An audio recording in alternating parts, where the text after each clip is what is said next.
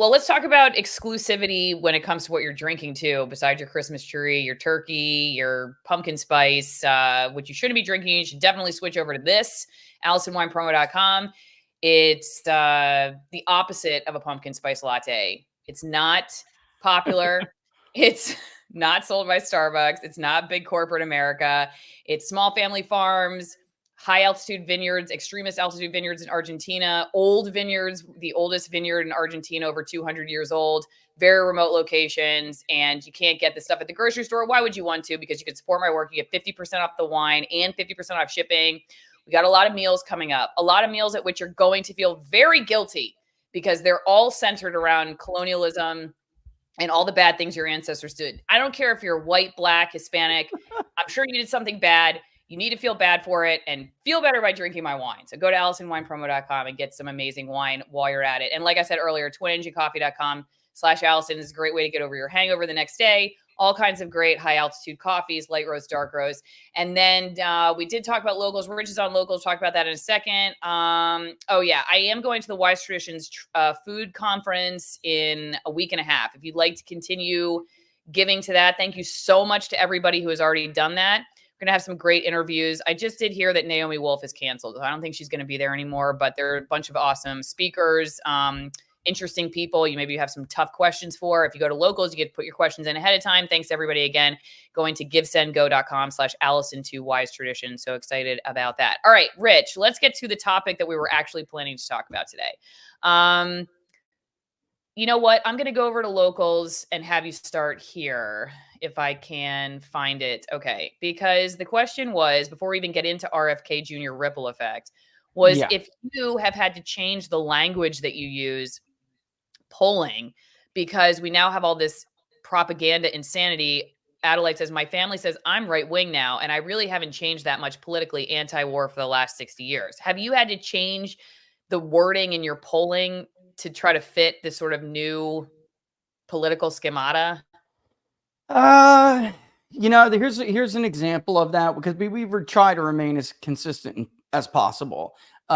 Here's a good example of something, though, that we have had to address, which is, for instance, if somebody identifies as a Republican, we want to know whether or not they identify more with Trumpism or America First, really, or what is referred to in the media, Allison, is traditional Republicanism. And it's amazing because, to me, that is maybe not the right word. You could say Reagan Republicanism, but Mitch McConnell is no Reaganite, right? Kevin McCarthy is no Reaganite. So I just don't understand this basket we're lumping everybody in between, under the banner of traditional Republican. Mitt Romney was not a Reaganite. They claimed to be. They rode his coattails, but the Gipper was no neocon.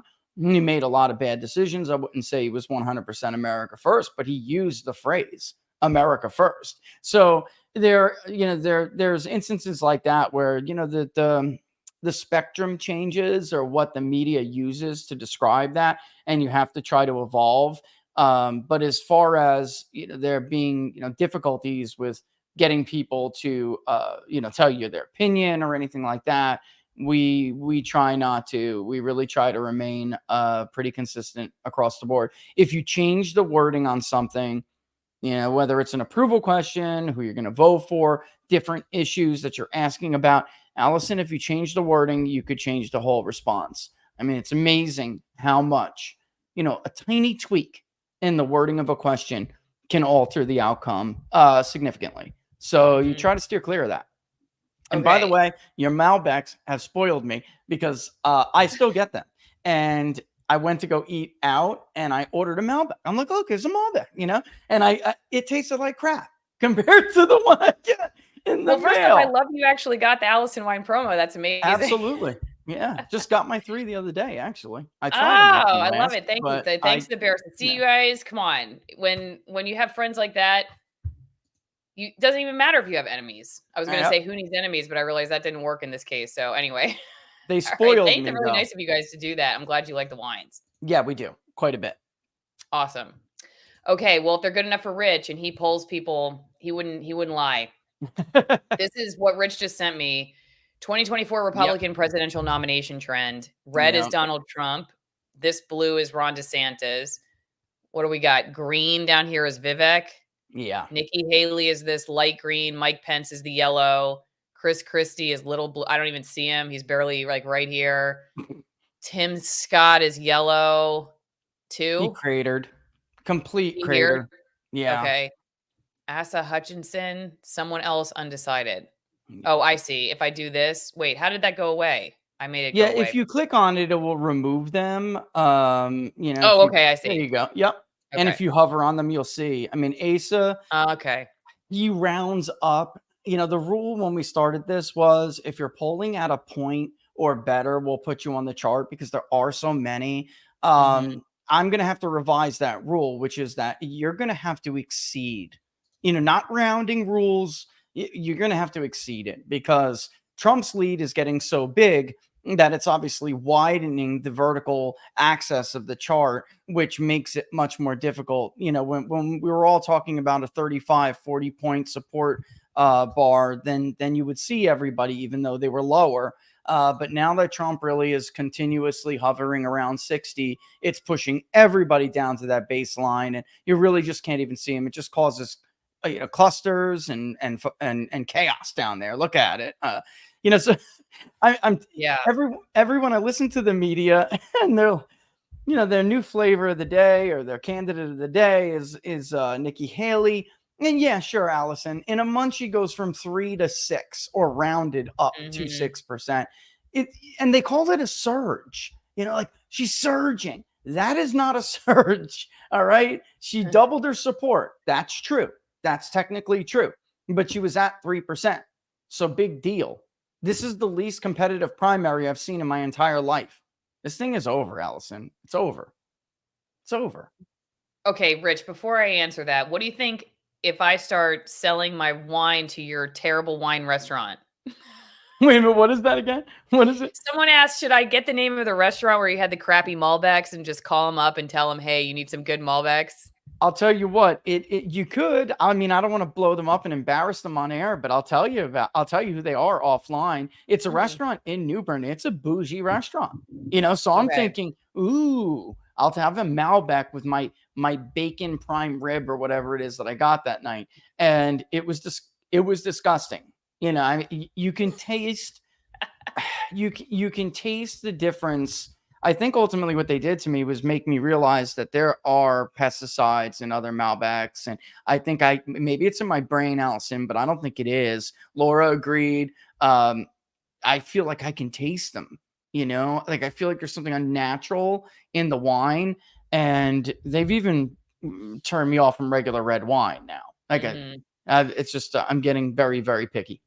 Well, it's interesting. I mean, I'm not trying to turn this whole thing into it, but since we started talking about food, it is kind of interesting. I have learned a lot by just going to the website. If you go to AllisonWinePromo.com, you can learn a lot about the Yeah. wine industry, even if you never buy it. And he does talk. Will Bonner, who started Bonner Wines, talks about how wine is basically factory farm now too, just like a lot of our other foods. And so because it naturally tastes bad, they have to add all this other crap to it. And so yeah, it's very different. Like they have the basically mine are the extreme altitude collection. So Yep. it's different than like they have some other wines, that I'm not sure, I can't vouch for them. But like in this particular case, yeah, this is basically the way wine was made a long, long time ago. And I do think you're right. I think you can taste once you get used to it. It's like getting off sugar, and then all of a sudden you taste. It's like what that doesn't even taste good to me anymore. I don't like to eat something that's like very, very, very high sugar anymore because or like artificial sugar. I guess like I don't think what's that pink stuff called? Splenda, you got. Splenda, yeah, Yep. yeah, whatever. I don't. I mean, I like honey now. I've just gotten used to honey, so I just taste that. So I think you can. Yeah, I think you can. And I think you're probably also tasting like preservatives and stuff like that because they add a He bunch to it. sends But some anyway, cool emails too. Like if you get on his email list, he'll shoot you stuff like that. Like, did you know, or here, learn about this one. And it's like once you open your eyes to some things, you're just never going to close them again. So it's the same thing. It's a good analogy with sugar because since I stopped putting sugar in my coffee, I can't stand sugar in my coffee. I can actually taste, and I want to taste the coffee. I don't want Yeah, all of yeah. the other stuff on it. Plus, I'm getting Yeah, old. I just ran into these people at church the other day who I'm throwing up this RFK Jr. article. Yeah, he announced today. Yep. But I ran into these people at church, yeah, who they told me their last vice, which I'm sure is not true that it's their last vice, but at church you tell people that. Anyway, they said their last vice was drinking Coffee Mate, which is just that's all oil, soybean oil and stuff. It's not even really dairy or canola oil. But you just get so used to it that it just, everything else tastes like not enough. And then once you get off of it, it's like, she's like, I can't drink it anymore. It's disgusting to me now. But now she makes cashew coffee creamer or something, which I've never heard of before, but maybe it's good. Okay, let's go back to RFK Jr.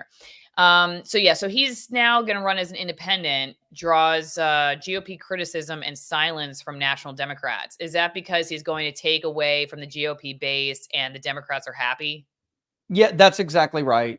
We just did this national poll, and the theme of the poll, we asked, what we normally ask every month, but the theme of the poll was to concentrate on who does Robert Kennedy take away more from? Where does he take it away? What area of the country? And who is it? So, we know that Democrats, their base now is getting to be more educated, even whether it's white or non-white, it doesn't really matter, but particularly among whites. And it's in the Northeast. They have Western coastal support. And then the battleground is the Midwest because the South is Republican, except for a state like Georgia where you got to fight for. In North Carolina, you have to fight for it too. But I think Trump's going to romp Biden in North Carolina this time. I don't even think it, as of right now, it won't even be close. So RFK doesn't take away enough for that. But in the Midwest, he does. So we did see nationally, and people have to understand, I was just talking about rounding rules, right? So Trump is up by 2 when you round nationally, and he's only up by 1. And some people are like playing games with the numbers and saying, well, it's 1.7, when it's without RFK, and it's 1.8, but rounding rules apply. You have to round to the nearest whole number, folks. All right.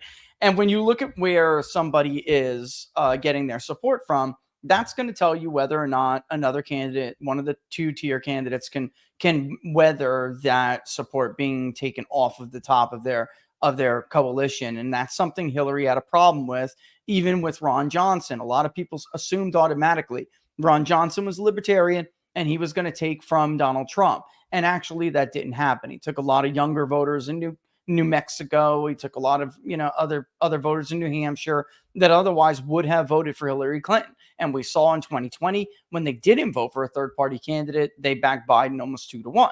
And it helped Biden. It got him over the hump. 44,000 votes in a few states. RFK's support is non-college educated, more white than the national average, that a white how much the white vote is typically of an electorate, 68 to 71. RFK's vote share is 75% white. It's true if you look just by party, and this will trick you, Allison. If you look just by party, it does look like, well, he takes a little bit more Democrats than he does Republicans. But that's not really true, because those are Democrats that would otherwise vote for Donald Trump if RFK was not in the race. And when you look at what really are true independents, all independents really, not all, but 2/3 of them lean to one party or another. They're not really independent. They'll call themselves that, but they're full of crap. And they know who they're going to vote for. Only about 1/3 of a third on any given election or ballpark is really persuadable. And when you look at those, Trump leads overwhelmingly without RFK in the race. When you put RFK in the race, he draws Trump down. So that's going to matter in Michigan. That's going to matter, maybe not so much in Pennsylvania. We'll see. That's a strong state for Trump. But think Georgia. So most of his support, again, comes from the Midwest first, or the South first, excuse me, and then the Midwest. He's going to take from Trump in the Appalachia region in the South, and the Appalachia, parts of Rust Belt states like southeastern Ohio, western Pennsylvania, parts of Kentucky, Tennessee. That's where he's going to draw from. Those are all Trump votes. He actually draws more. If you look at his overall coalition, it's actually slightly more conservative than it is liberal. So this isn't really debatable anymore. He hurts Trump more than he hurts Biden. And there's a right way and a wrong way for Trump to attack him. And if he does it the wrong way, he could hurt himself pretty bad. Call him a nutcase on vaccine hesitancy or something. Attack him on the vaccine. And Allison, it's going to hurt. Yeah. Yeah, because I know what you're saying, and I agree. Okay, really enjoying the two parties freaking out because of RFK Jr. I gotta say this. I know Rumble's probably not paying attention to me right now, but I went to upload the live stream there on Rumble, and I chose podcasts as the one category, and then politics as the second category. But it wouldn't let me just choose politics. It made me choose either Republican politics or Democrat What? politics, which was annoying to me. So I hope What? they change that. Yeah, Yeah, me I had too. to pick a party. Yeah. Anyway, okay. Let's take some questions over on locals. Again, Yep. both of us are on locals. Peoplespundit.locals.com is where you can go get all of Rich's stuff, which is way more informative than what you're just going to get in this short clip today. And how often are you live, Rich? Monday, Wednesday, and Friday at least, which is noon to 2, and that's when we do inside the numbers. We do a what are the odds with Barnes once a month, but he's had a lot going on, so I don't want to tell people to wait one Monday a month. But then I pop on because I can't wait from the next show at noon on a Friday. Something like this happens. I did it last night. Yesterday was my birthday, and it's 7:30, and happy I'm looking at birthday. these numbers. And I decide I just want to go to locals and vent a little bit and show them this. And so, I do that quite a bit. So Monday, Wednesday, and Friday, noon to 2 is when we're always on. And we do a book club on Sundays also. We're reading Kevin Phillips, The Emerging Republican Majority. And next we'll read The Emerging Democratic Majority by Texera. And that's locals only, though. And if there are still members, I'm trying to migrate over from YouTube. And so until they do, I give them the password too. But that's kind of a locals only thing. But it's been a lot of fun. And by the way, if you were in the book club, this wouldn't surprise you. You know what we're talking about? RFK's support. Who does it hurt? If you're reading Kevin Phillips with us right now, it totally makes sense. I think a lot of people think that he's a Kennedy and he's going to draw a bunch of Democrats from the Northeast. That's not really the case at all. The Northeast is his weakest region. And I think a lot of that has to do with how many decades has it been, Allison, since a Kennedy was running for president, right? His father, his uncle. It's been decades. And a lot of those people from the Northeast have transplanted to other parts of the country. Where have they gone? To the South, right? Maybe even some of them to the Midwest. And so it really shouldn't surprise anybody that we found what we found. Having lived in New England, like too, though, it is a real hotspot for like neoliberal ideology, and his Kennedy family is like that, and they don't like him. Like they don't like his vaccine stuff, Exactly. So I mean, I'm not surprised that like even though it's weird, like if you look at his campaign page, he talks about, or whoever wrote it talks about how, he's been a lifelong Democrat and he believes like in all this stuff that the Democrat Party aligns with. And they even talk about how like he helped Hillary Clinton and Bill Clinton and all these people. I'm like, why would you want to associate yourself with like the Clintons and the Obamas? I mean, it's like with the base you're trying to, I just thought it was kind of weird that they would talk about his connections with the Clintons, which are like not very popular with, I think, his base right now. But they still have it on his campaign page. So I just don't think the average Democrat. Yeah, I mean, I just don't think the neoliberal Democrats in like the New England area, they're all like the sort of historical Kennedy, I guess. Which, like I said, his brothers and not brothers and sisters, but at least he has that one sister who like constantly writes articles and talks publicly about how she doesn't agree with him on all this stuff. She's probably more of what that neoliberal Democrat would be like. She's going to do an ad with Biden too. I kid you not. Really? I heard it. Yeah, I heard about it yesterday. That hurts, dude. He's got to be like, hurt. Allison, it's going to hurt when she goes up there and says, yeah, he's a kook. I'm voting for Joe Biden. Democrats are a hive mind. If there are Democrats watching and you're insulted, I'm sorry. I just don't know what else to call it. They will start to circle the wagons. His plan is to attack the DNC and attack the process for what they did to him. But he's very different than a Bernie-like figure. We're not talking about Bernie Sanders' struggle in 2016. We're not even talking about Bernie's struggle in 2020. Yeah, they robbed Bernie in 2020. Yeah, we get it. That's the name of the game. It was good old-fashioned politics in 2020. Obama got on the phone and said, everyone's got to get out or Bernie's going to win. And it worked. This is not the case. And they don't feel that RFK is really a part of their party.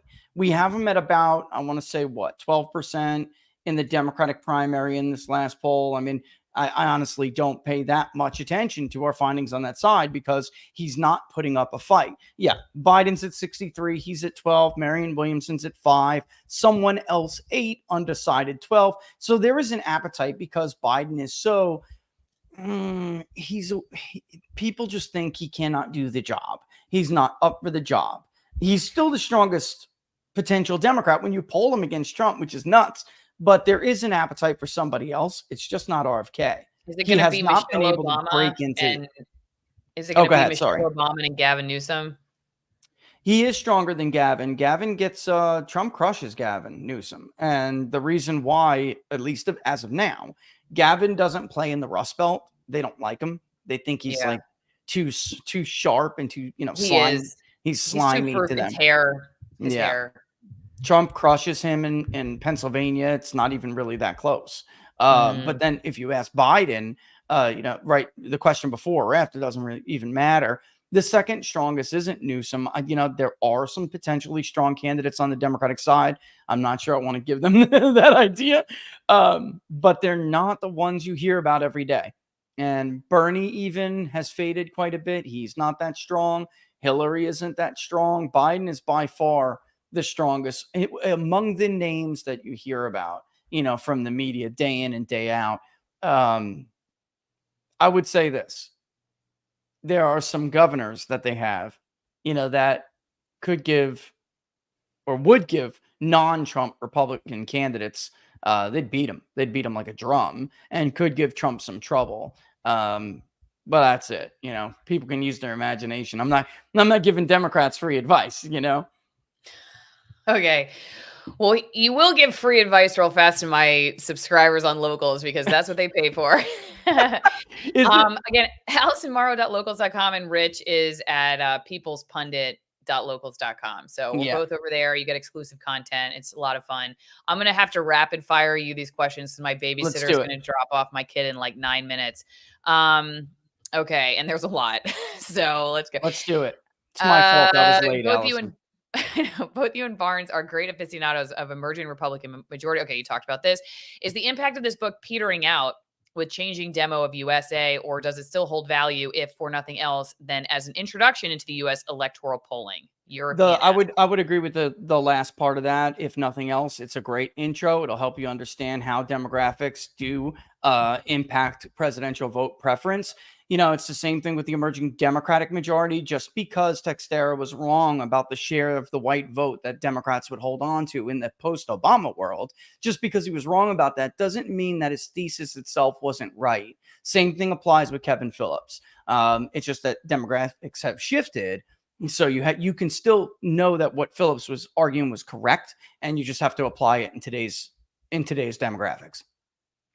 KMS, thank you for coming and happy birthday. Thank you. Which websites, apps, platforms does RFK Jr. need to hit to harvest extreme left-wing ears? Did you ever replace the transmission in your Jeep Liberty? And which verses of your intro song relate to you? That's awesome. I did replace the transmission. Every part of the intro song applies to me. I am a bad habit and I have bad habits. And then the first part of that is I'm not sure, honestly, there's a lot that RFK can do to break into that group. I really don't, especially because of the issues that matter so much to them. COVID, vaccinations, the mask issues. He could really hammer the environment stuff, but I don't know what platform he tried to do the rounds on mainstream media platforms. If he did that more often, like the ABCs and the CNNs and MSNBCs, if he did it more often, I think he would take some support, but I'm not sure they'll let him. Okay. Since optics and audio gets or loses votes, which actually we learned about, I believe it was the Kennedy Nixon debate, was the one that put that on the map because he was so tan compared to Nixon or something like that, if I remember Yeah. my history classes. Since optics and audio gets or loses votes, whose optics and whose voice wins? Biden for being feeble, Trump's over boisterous, often considered crude vernacular, or Kennedy's feeble sounding voice? What a great question. Yeah, and it was that Nixon was sweating too, like a pig. I think that Trump's machismo, however you want to frame it, does win out that at the end of the day.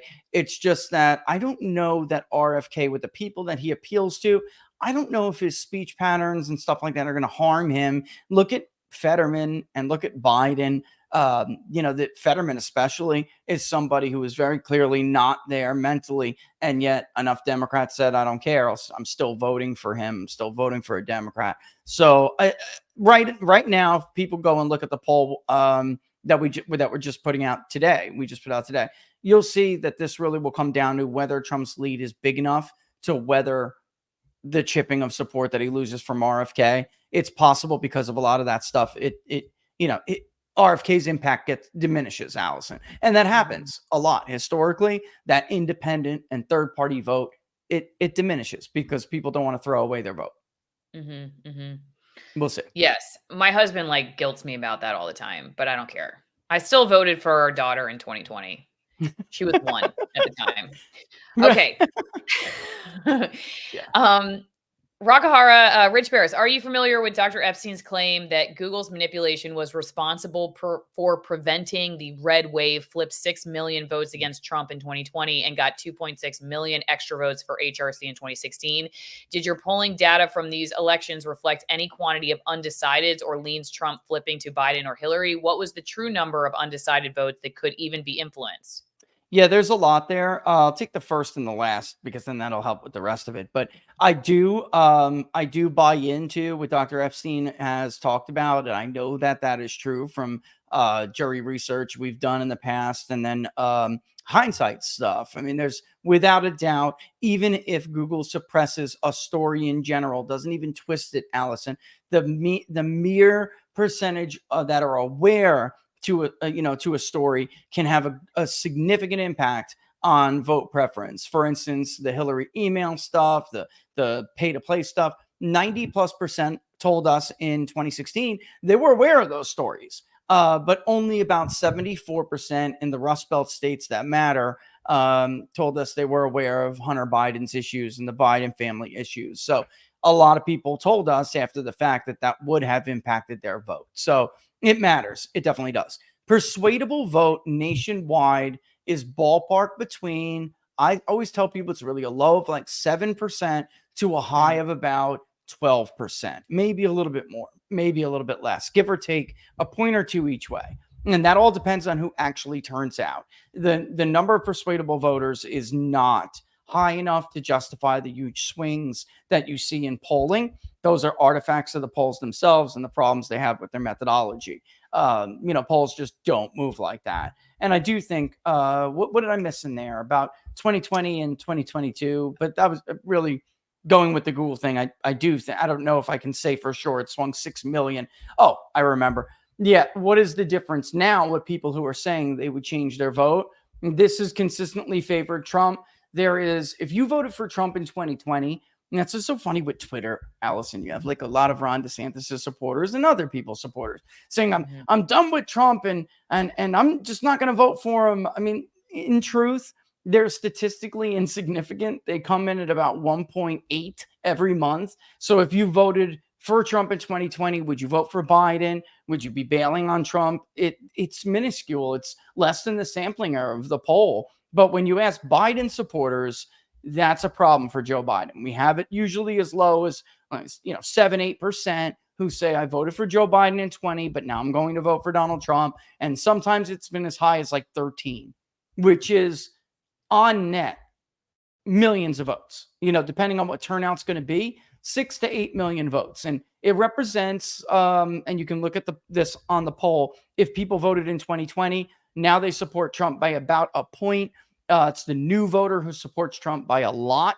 That we're going to have a very large turnout as of right now, even bigger than 20, but it still represents a 5-point swing overall in our polling. Some are bigger. Again, I don't think that's real, Allison. But yeah, I mean, we're talking about Biden winning the popular vote by 4, and now Trump looking like he's going to win it by 1 or 2. It's a big swing. Okay. Personally, I'm so excited RFK Jr. made this decision. I think if people would listen to him, they would be encouraged by what he says. We'll be curious to hear what Rich has to say. I think that was just more of a comment. I'm not sure that was a question. Let's move on to Eric since we're running out of time. The media keeps telling us that there is no way a candidate, not a Democrat or Republican, can win. But to me, it feels like there is a bigger middle electorate than committed left-right electorate. I'm interested in what, if any, scenarios there are for an RFK Jr. win outside the two parties. But we kind of talked about that. Is there anything you want to add? Really? Yeah. I mean, I would just say this, in this poll that we just did, let me give them a little idea. 38% were Democrat, really rounding up to 38. The parties were separated by like 0.5 of a percentage point. Another 37, almost 38, said that they were Republican. And among the rest, the mid 20s that said that they were independent or third party, we asked them, Allison, who do you align more with one party or the other, or do you share little in common with either, or are you equally aligned? Is another choice. And about 25% of those who claim not to be one of the two parties still say that they align more with one party or the other. Another roughly quarter will say that there's nothing in common with either of them. Those are the real true, I would say, I wouldn't call them independents. Those are the true non-affiliated, and they're just not that big. I mean, they don't represent that much. For the most part, the vast majority of us either, align with either the Democratic or the Republican Party. And I don't like this. I don't like the two-party system either, but it is what it is right now. Okay. It's tough. It's tough for a third party to win, Allison. Real tough. Real tough. Yeah.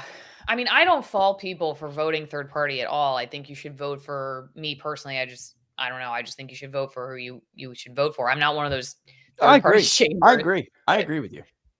But yeah, I mean, it's kind of the reason like we go to the other platforms. It's like, yeah, they're losers right now compared to YouTube, all right? But unless we keep putting our support somewhere, we keep going somewhere, it's never going to change. So right. Yeah, I make no money on Rumble. Rumble, are you listening to me right now? I make no money on Rumble, but that's okay. I'm going to stay there because it's my third party candidate. I don't care. Even though they make me choose Republican or Democrat on my podcast. Yeah, they better. I think I got grandfathered in because I pick a template which doesn't ask me that. Like a template that I've used in the past. I did see they expanded though on those categories, and I'm glad I didn't start a new template. Yeah, I'm glad I didn't. You don't have to. You don't have to choose it if you don't want to, but like if you do want to, it's the new template. Yeah, if you want to choose it, and they add all kinds of new stuff to it all the time. And I don't even know if it does anything like where they put it based on what I choose, but I just thought that was interesting, regardless of whether you choose it or not. That's how they have categorized politics on Rumble is Republican or Democrat. You don't get another option. And you know what I chose for the stream? Yeah, I'm not loving that at all. Yeah. Do you know what I chose for the stream? Which party? Guess. Well, we were talking about RFK, maybe Democrat. I'm serious. I chose Republican because I felt like Republicans would be more. Well, first off, they're more engaged. There were no Democrats watching Rumble. Yeah, I was just going to say. Are you a Democrat watching Rumble? Maybe. Yeah, maybe. I don't know. I was just going to say that when it comes to those third-party platforms, but even outside of Twitter, Republicans are definitely more engaged on social media. So it was probably the smart play, but it stinks you had to do that. I mean, that really should not be the case. I don't want to chase away one party from my show. I don't want to do that at all. I want people to come in no matter what their affiliation is. And, hopefully somebody gets persuaded, but learn something new. And if you get put in a column that says Republican or Democrat, then you're going to chase that. You won't be doing that because nobody will show up. Yeah, and how are they using that to push content towards one person or another? And it just to me, it's like it's such a bad reflection of like understanding where politics are, unless what you're saying is you understand where politics are in the United States, but you want it to go back to a two-party. You want to keep the two-party thing going. I mean, I don't know, but anyway, I just Yeah. wanted to let people know. Yeah, that was a little, I was odd to me. But it's the first time I've selected politics, so I don't know what this is. Baris has some questionable issues. What does that mean? I have no idea. We'll move on. And you spelled my name wrong. It's one R. Yeah, I know. I never, if somebody makes a comment to me and spells my name with 2 L's, then I am immediately not gonna answer. All right, Although I understand why people do that with my last name because it was shortened and it sounds like Harris, right? But it's yeah, not. So, right, because it was never supposed to be Baris in the first place. At least we found that out. oh. But yeah, still do your due diligence. It's one R. Okay, last question. We will never have a functioning democracy until people are allowed to vote for their favorite candidate and not against their worst nightmare. Kind Yeah. of talked about that. 2016 was a shite show. 2 of the most disliked candidates in the history of our country. Most people I knew weren't voting for Trump or Clinton, but against them. There were alternatives. Gary Johnson and Jill Stein, in my opinion, would have been either better than either of the 2 major party choices. I honestly think whoever the people are that decide who those 2, there comes my babysitter, those 2 clowns are, sit back on election night and laugh at all of us. Democrats might as well run Dianne Feinstein's corpse just to prove how dumb we are. Oh, man. The country is in desperate need of more voices and more choices. Ranked choice voting eliminates the spoiler effect and will allow a broader spectrum of choices to get a foothold and into the corporate-owned debate. So far, only Maine and Alaska use it for statewide elections, including president. What are your thoughts on this reform, Rich, which might get neighbors talking to one another again? Yeah, I would have to disagree on that because the practical result has not been that. The practical result is that the establishment, it doesn't matter if it's right or left, the status quo has used ranked choice voting to suppress insurgents. So look at Lisa Murkowski. She would never have been able to survive that primary. They were able to use ranked choice voting to stop Kelly Tshibaka from beating her. And that's been the practical result of it. Alaska is an at-large congressional district, and Mary Peltola, the Democrat, was elected because of ranked choice. So I just don't. Meanwhile, 66% initially voted for a Republican. So it doesn't work out in practice. It sounds great in theory, but it's why it just is abused at the end. And there were also some experiments run in Utah at the municipal level, and that's exactly what happened. Like the Mormon right was able to suppress the more traditional non-Mormon conservative candidates, and it was tragic. Honestly, it's like whoever has the power to do it and get the money, you can easily manipulate them. And Bruce Poliquin in Maine too, same thing happened to him. But on Dianne Feinstein, she voted about an hour before she died. Wow. On an airline appropriation bill. I kid you not. I kid you not. I On didn't know she an died so aviation, suddenly. excuse me. I What's didn't know that? she died so suddenly, Rich. Yeah. She was not healthy. She was in a wheelchair. Even in California, Allison, her approval rating fell to like 22%. And that was simply from as much as I think some people admired her, she was not capable of doing her job anymore. Who's casting these votes, right? Mitch McConnell hasn't. I don't even know. I don't even know what you call them. Some people have told me that they look like mini strokes. They're just, or some form maybe of like an epileptic seizure or something. I don't know.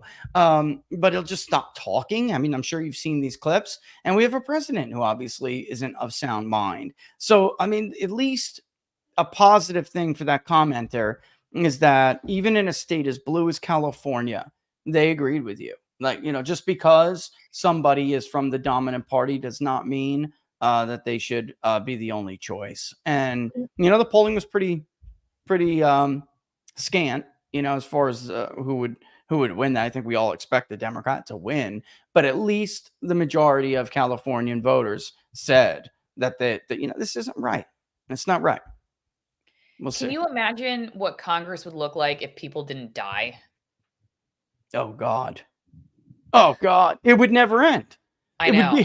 It would be almost the immortal lower and upper chamber. I mean, it would, based on the fact that more than 90% of incumbents are always elected. Then it would almost never change, Allison. I mean, it would make very small, modest changes. Sadly, average tenure in the Senate.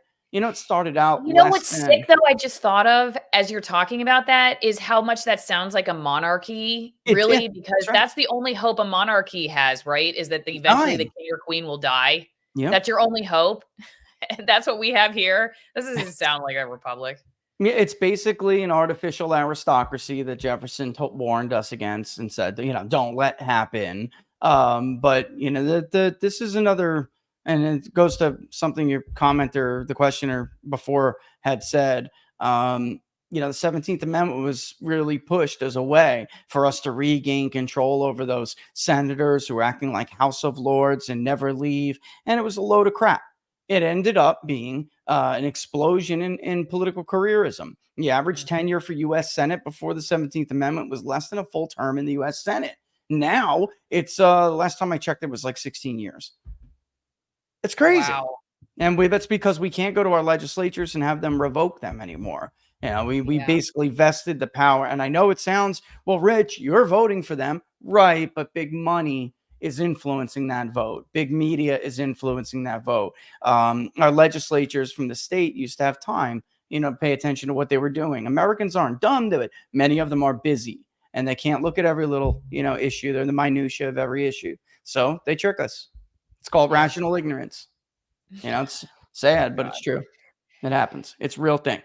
It's a real thing. Rich, I'm glad you made it on after all that. I'm glad we got to talk about lattes, pumpkin spice, and then everything nice and all that good stuff. So thanks for doing that. Don't forget to go support Rich, you guys, over at peoplespundit.locals.com. Any final words, Rich, before we go? No, that's it. Thanks for having me on, Allison. Next time, I'll make sure I'm on time. And love talking to you as always. You made up for it by promoting Allison. You made up for it by promoting Allison Wine promo. So you're forgiven. I'm not lying. It's good, guys. Check it out. I had some guy it was the professor. I had a professor from Cornell. He was also late. And I think like 20 minutes late, like very late. I was working on that. Or maybe even more than that. And I just was one of those days where I also decided I'm not going to cancel early. I'm just going to go for it. And what was even better is that he didn't know I was live. So he pops in and I was like, hey. And so I started talking about something totally different. And he's like, I don't know. Or something like that. And I was like, we're live right now. And he's like, he's like in his lab at Cornell. I'll have to go check that out. I'll have to go check that episode out. Yeah, I actually think that's one of the very few things I've ever tweeted, so I'll send it to you because I rarely tweet about anything, but I had to share that clip because it was really funny. Because he was like, "Oh, okay." I'll tell you that's why I need Laura because she normally doesn't even normally she's right on top of me. I guess she thought for once I'd remember, and it's not that I didn't remember. I get stuck in the numbers, Allison, and because the phone's always ringing. I'm sure you understand this phone's always ringing, and if I don't just stop and dig into it and get it ready get the press release ready and everything, I'll miss my window. And I tell locals, you get it early. Which is cool thing about being a supporter on locals. They get it early. So if I bundle it together all within a few hours, then what's the point of being a locals member and wanting to get it early, right? So we try to set targets for this is when locals gets it. This is when the public gets it. And if I don't bury myself in it, I'll miss it. Something will happen. Well, everybody's saying happy birthday. So happy birthday to you and all that good stuff. How old are you? 42. I'm 42. I'm older than you, though. Wow. I just turned 42 on the 14th. I don't like it, Allison. I don't either, dude. I'm not dealing well with it. I gotta be honest. My daughter and my 87-year-old neighbor are trying to break down the door. That's my babysitter. So I gotta go, everybody. Thanks for all the support. Thanks to everybody who supports locals and is, given for all the different reasons and all the different websites and all that good stuff. You do keep me in business and Rich as well. So we can't do it without you. Absolutely. Really appreciate it.